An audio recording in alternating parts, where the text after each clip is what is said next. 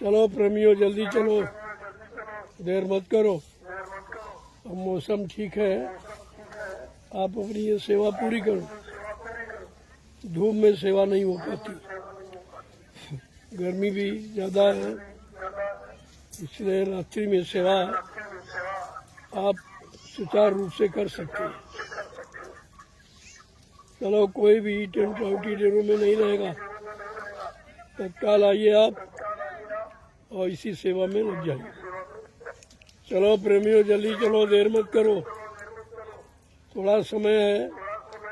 इस सेवा रात्रि परमार्थी सेवा का लाभ ले लो, क्योंकि ये सेवाएं बड़े भाग से मिलती, लोग दिन में नहीं कर पाते हैं, आपको तो रात में मिल रही है।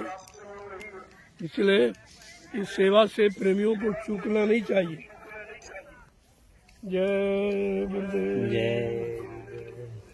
चलो जल्दी चलो, देर मत करो, आ जाओ, रात्रि परमार्थी श्रमदान सेवा में लग जाओ और इसका लाभ प्राप्त।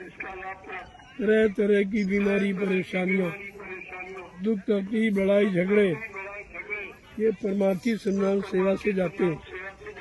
एक डॉक्टर वैद्य हकीम दवाओं से नहीं जाते, क्योंकि ये रोग कर्म से आए। जब तक शरीर से आप कोई परमार्थी कर्म नहीं करोगे, कोई बीमारी जाने वाली नहीं। समझा करो बात को, जब जान जाओगे तो ये काम तुम्हारा सरल हो जाएगा। अन्यथा परेशानी उठाओगे, पैसा भी बर्बाद करोगे और कोई लाभ मिलने वाला नहीं।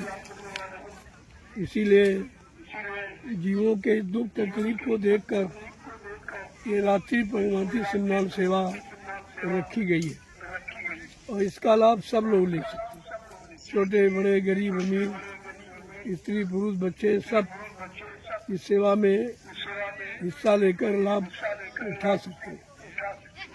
चलो प्रेमियों जल्दी चलो, देर मत करो, देर करोगे तो सेवा से वंचित रह जाओ, क्योंकि ये सेवा 10 बजे तक चलेगी, ताकि ठंडे में आपका काम भी हो जाए और सेवा का लाभ भी आप ले लो।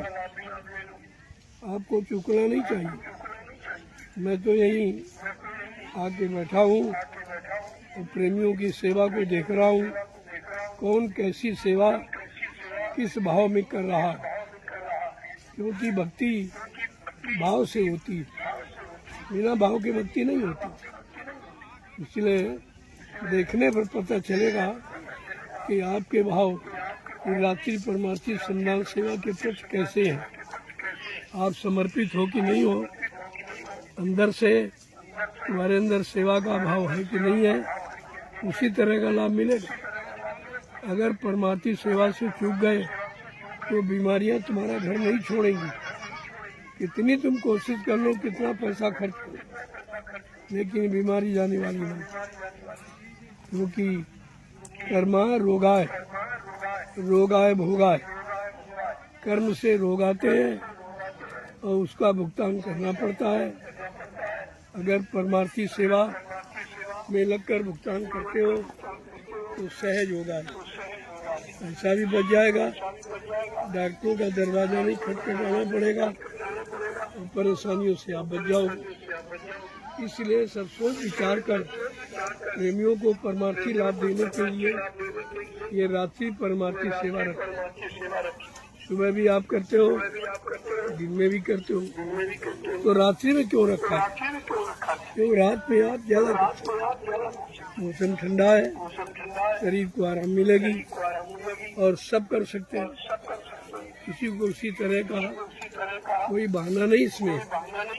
इसलिए तत्काल आप चलिए और ये 2-3 घंटों की सेवा है, इसे पूरा कर लीजिए। इसके बाद आपको प्रसाद वितरण कर दिया जाएगा। सब लाभ है आपके साथ, प्रसाद भी आपको मिलेगा, वो तो लाभ अलग है, और जो सेवा करोगे इसका लाभ अलग है। और कितने जन्मों का लादे बैठे हो, उसके भुगतान का ये कारण बना दिया गया। तो कई लाभ हैं, जब करोगे तो सारे लाभ तुम्हारे पास हैं। अब गौशाले वाले तो फिर सेवा कर ही रहे हैं, भंडारे वाले सेवा कर ही रहे हैं, तो जहाँ जिसकी लगी वो तो कर ही रहा, लेकिन आप तो कोई सेवा नहीं कर रहे हो। और भंडारे की रोटी खाओगे तो फिर कर्जा बन जाएगा, बीमारियों से फुर्सत नहीं मिलेगी। आप पता नहीं कैसा अन्न किसने किस भाव में दिया है, उसको परमार्थी संधान सेवा करके ही खाओ तो उसका कोई दोष नहीं लगेगा। जय गुरुदेव, जय गुरुदेव, जय गुरुदेव, जय गुरुदेव। लोगों, परमार्थी संधान सेवा वैसे तो विश्व में कहीं नहीं, कोई मिशन हो, धार्मिक हो, राजनीतिक हो, लेकिन इसके बारे में किसी को जानकारी नहीं है। ये परमार्थी सेवा क्या है, इसका लाभ क्या है, और ये संत महापुरुषों ने कलयुग के जीवों के लिए क्यों रखी। क्योंकि कलयुग का जीव कमजोर है और कोई साधना कर नहीं सकता। शरीर, तन और मन, इंद्रियां आपकी साधना करने योग्य नहीं है, इनमें शक्ति सामर्थ्य नहीं है, ये बहुत कमजोर है, बहुत गंदी है। लिहाजा लाभ तो आपको देना ही है, तो उसकी जगह लाभ देने के लिए ये परमार्थी संधान सेवा का आधार बना के रख दिया। अब आप इसको करके अपना लाभ ले लो, नहीं तो भजन का लाभ कोई दे नहीं सकता ऐसे, क्योंकि परमार्थी सेवा किसी को मालूम नहीं है और कोई परमार्थी जानता नहीं है और ना कोई कराता है, ना पहले किसी ने कराया, ना आज कोई करा रहा और भविष्य में भी कोई करा नहीं पाएगा। इसलिए आपको जो मौका मिला है, आप बड़े भाग्यशाली हो। इस मौके का लाभ उठाकर बीमारियों से मुक्ति पालो, परेशानी दुख तकलीफों से छुटकारा मिल जाए और धीरज से कर्म कर्जा उतर जाए, तो आत्मा को अपने घर जाने में देर नहीं लगी। देर तो कर्म कर्जा जो लादे उसके कारण, और काल आपको जाने देगा नहीं। जब तक अपना कर्म कर्जा पूरा नहीं ले लेगा, आपको यहाँ से निकलने नहीं देगा। ये तमाम बातों को ध्यान में रखकर ये परमार्थी संधान सेवा रखिए। चलो आप सेवा करो, यहाँ कोई नहीं आएगा। चलो पहले सेवा करो, बाद में ये बाद में प्रसाद मिलेगा। चलिए, क्यों चले आ रहे हैं? चलो, ऐसे कोई लाभ नहीं मिलेगा। चलिए,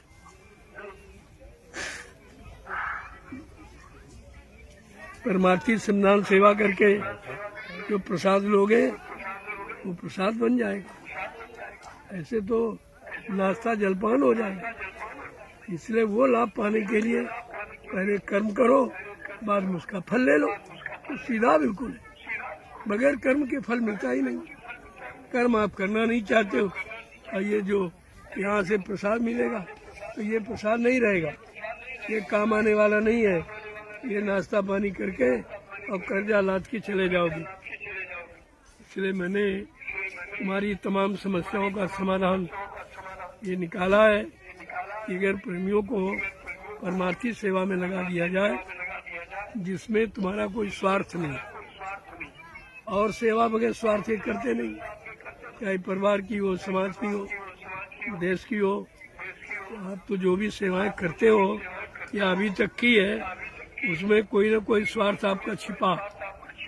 लेकिन ये जो नैमिषारण्य की पावन पवित्र भूमि, जो 88,000 ऋषियों की तपोभूमि है, इस पर जो परमार्थी संधान सेवा का ये विधान रखा गया, इसका कुछ काम अलग है।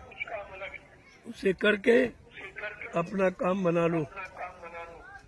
चलो प्रेमियों, जल्दी चलो, ज्यादा समय नहीं आपके पास। जय गुरुदेव, जय गुरुदेव। जोर से बोलो, जय गुरुदेव।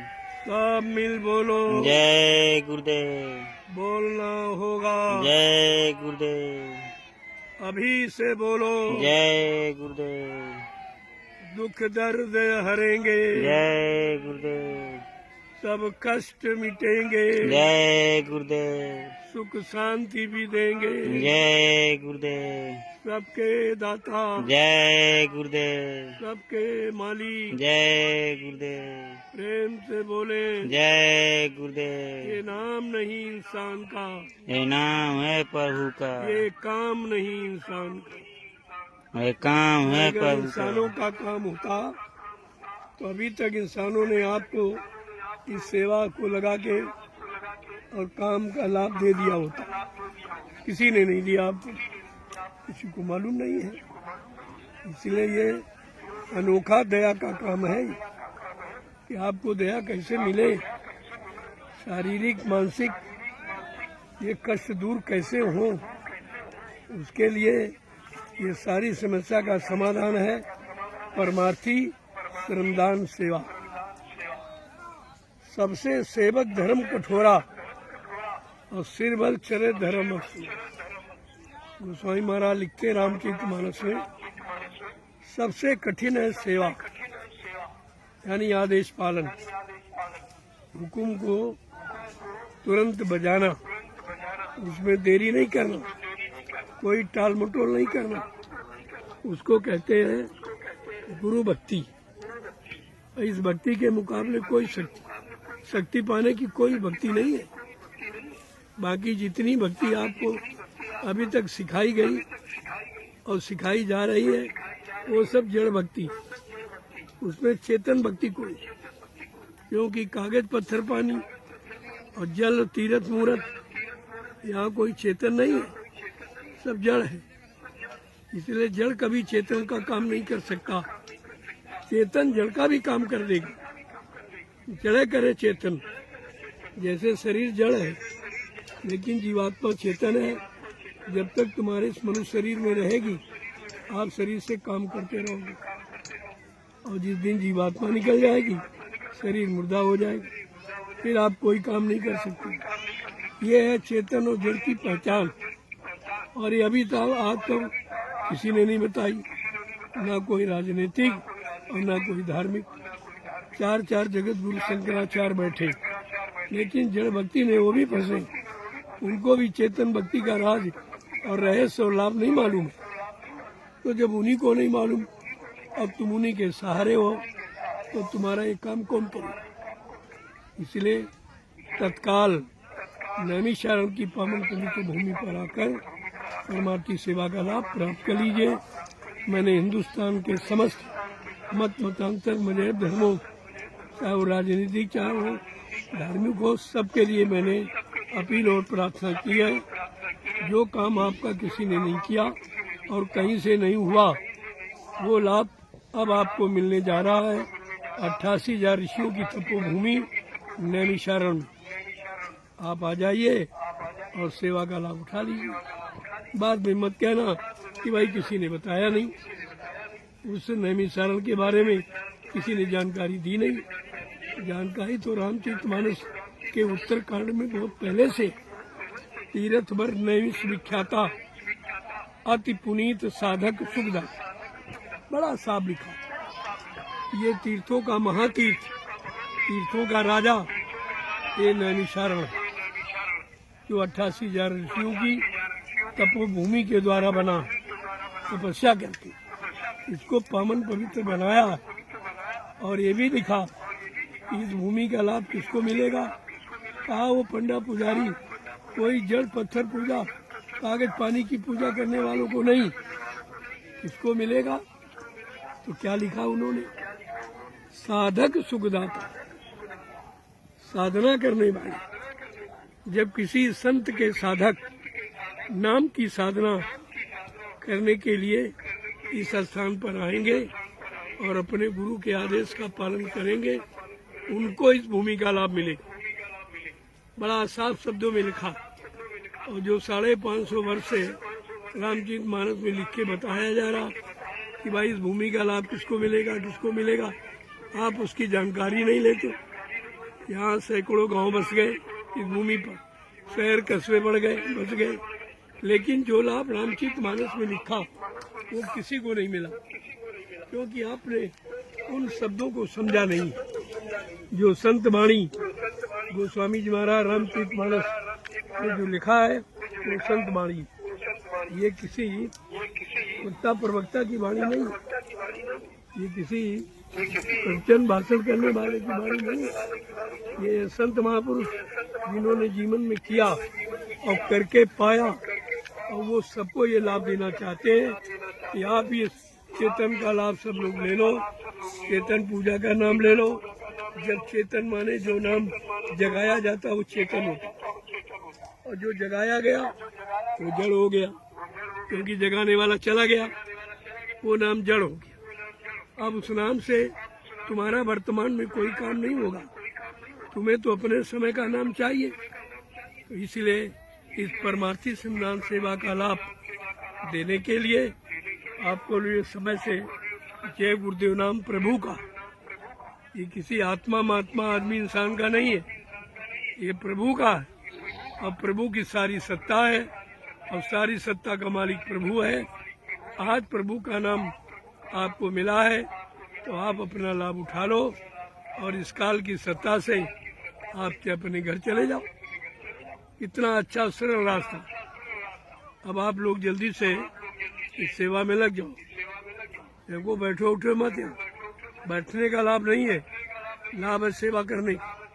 तुमको हम तो गए थे वहाँ, तो आने का लाभ नहीं, बैठने का लाभ नहीं है, करने का लाभ। अरे कुछ ना कुछ कर ही सकते, नहीं तो इनको कुछ सामान पकड़ाओ, कुछ जाली पकड़ के खड़े हो जाओ, थोड़ा खिंचाव कर दो, तुम्हारी भी सेवा शामिल हो जाएगी। और बैठे रहने पर कोई लाभ नहीं मिलेगा। जय गुरुदेव, जय गुरुदेव, जय गुरुदेव, जय गुरुदेव। जल्दी से लग जाओ ताकि समय से आपको सेवा का प्रसाद भी मिल जाए। ये प्रसाद आशीर्वाद है, और आशीर्वाद कब मिलता है? जब आप दूर से प्रणाम करो, नजदीक नहीं, छू के नहीं। ये छूना प्रणाम नहीं है, प्रणाम का प्रणाम होता आशीर्वाद।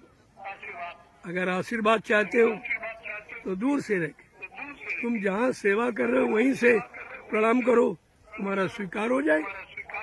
आपको लाभ चाहिए, नजदीकी दूरी कुछ नहीं, दूर से भी लाभ मिल जाएगा। जहाँ सेवा आप करोगे वहीं लाभ तुम्हारे पास भेज दिया जाएगा। दया वहीं रहती है जहाँ प्रेमी सेवा करता है, तो सेवा में दया, पास में रहने में, पास बैठने में दया नहीं है। अभी तक आपने समझा नहीं। मैंने बराबर ये 12 बरस से लगातार आपको समझा रहा हूँ। मैं आपको प्रणाम करता हूँ, आपको कोई धरती पर प्रणाम नहीं करता, किसी ने प्रणाम किया ही नहीं तुमको, क्योंकि प्रणाम का प्रणाम ये जानते नहीं है। तो ये तब तुम इसी छुआछूत में पड़ गए, कहीं पत्थर को छूने रहे, कहीं कागज मूर्ति, कहीं तीरथ मूर्त, कहीं आनी पानी। ये जड़ है, इसमें कोई काम नहीं होगा, यहाँ से कोई काम होने वाला नहीं, और यहाँ इनमें कोई काम करने वाला बैठा भी नहीं। आपको चाहिए कि कोई मौजूद है कि नहीं है, इसीलिए लिख के बताया गया, जहाँ बेदर्द हाकिम वहाँ फरियाद क्या कर। और तुम्हारी फरियाद कहीं पत्थर के सामने खड़े हो, कहीं कागज कैलेंडर, कहीं तीरथ मूर्त, कहीं पानी, और ये तीनों में कोई नहीं है, तो फरियाद तुम्हारी सुनेगा कौन? और सुनकर तुम्हारा कष्ट दूर कौन करेगा? इतनी छोटी बात अभी तक नहीं समझ पाए, और 3 युग निकल गए लेकिन समझ नहीं आई, और सब उसी जड़ पूजा में फंस के रह गए हैं। क्या राजा, क्या प्रजा, क्या धर्माचार, सब उसी जड़ पूजा में फंसे। जब इनकी समझ में नहीं आ रहा तो ये लोगों को मार्गदर्शन क्या करेंगे? जब चेतन ज्ञान इनके पास नहीं है, चेतन भक्ति इन्होंने की नहीं है, तो ये चेतन भक्ति का उपदेश कैसे करेंगे? नवधा भक्ति जो रामचरितमानस में संत गोस्वामी जी महाराज ने लिखा कि भगवान राम ने सबरी को नवधा भक्ति, नवधा भक्ति का मतलब चेतन भक्ति, जो शरीर में 9 द्वार आपके, इन 9 द्वारों को शुद्ध पाक साफ निर्मल कैसे करोगे तब भक्ति। भक्ति गंदगी में नहीं, यहाँ शराब पी रहे भक्ति भी कर रहे, झूठ बोलते हैं, छल कपट बेईमानी करते हैं, मुर्दा मांस खाते, चोरी डकैती करते, बलात्कार करते, घूस रिश्वत में जीवन बिता रहे, इनकी कौन सी भक्ति स्वीकार होगी? इतना भी आप नहीं समझ पाए। जिस भक्ति का कोई लाभ नहीं, उसी में तुम जुटे पड़े हो। इसलिए समय से जागो, समय से चाटो, क्योंकि कलयुग है। कलयुग की साधना, कलयुग की पूजा और कलयुग का ज्ञान और कलयुग का जगाया नाम, ये सब अलग है। हर युग का अलग है, तो कलयुग का भी अलग है। जैसे सतयुग का हरि नाम, त्रेता का राम नाम, द्वापर का कृष्ण नाम, ऐसे कलयुग का गुरु नाम है। इसमें कोई भूल भ्रम की बात नहीं है, कोई शंका संदेह की बात नहीं। युग के अनुसार नाम बदलता रहता है और बगैर नाम के काम होता नहीं। आप पिछले नामों को दोहराकर वर्तमान में अपना कोई काम नहीं करा सकते, कि वो करने वाले चले गए, अब वो तुम्हारा काम नहीं करेंगे, न तुम्हारा काम करने के लिए आएंगे। तुम्हारा काम करने के लिए समय से कोई शक्ति मानव शरीर में फिर आ जाएगी।